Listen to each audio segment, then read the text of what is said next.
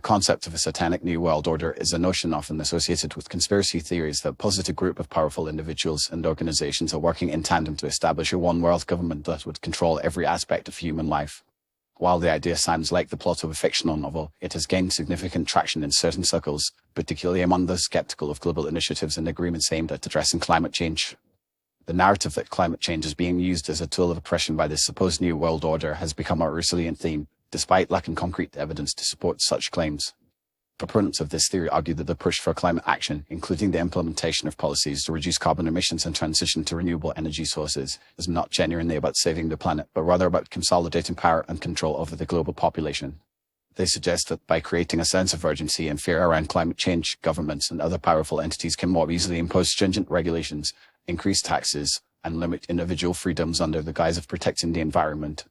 This line of reasoning often points to international agreements like the Paris Agreement as evidence of a broader scheme to undermine national sovereignty and impose a unified, authoritarian rule. However, this perspective overlooks the overwhelming scientific consensus on climate change and its causes. The vast majority of climate scientists agree that human activities, particularly the emission of greenhouse gases from burning fossil fuels, deforestation, and other land use changes, are significantly contributing to the warming of the planet. The consequences of inaction are predicted to be severe, including more frequent and intense natural disasters, rising sea levels, and shifts in weather patterns that could lead to food and water shortages. In this context, efforts to mitigate climate change are not about imposing a new world order, but about taking collective action to prevent catastrophic changes to our planet. Moreover, the idea that addressing climate change requires the loss of individual freedoms or the imposition of an authoritarian regime is a misconception.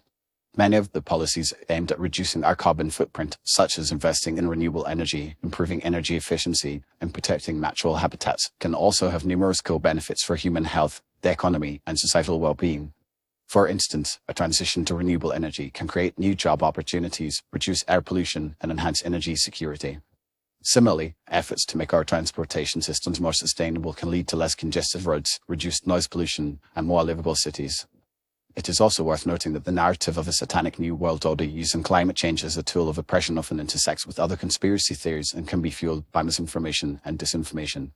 The spread of false or misleading information about climate change can hinder efforts to address this global challenge, leading to confusion among the public and policymakers.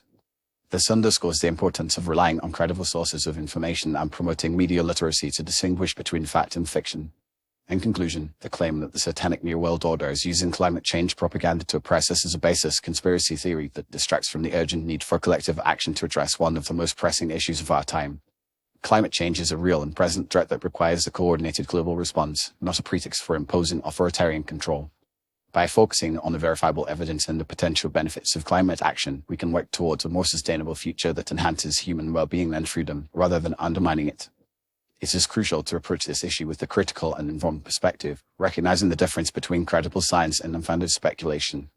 Only through such an approach can we hope to mitigate the effects of climate change and build a better world for all.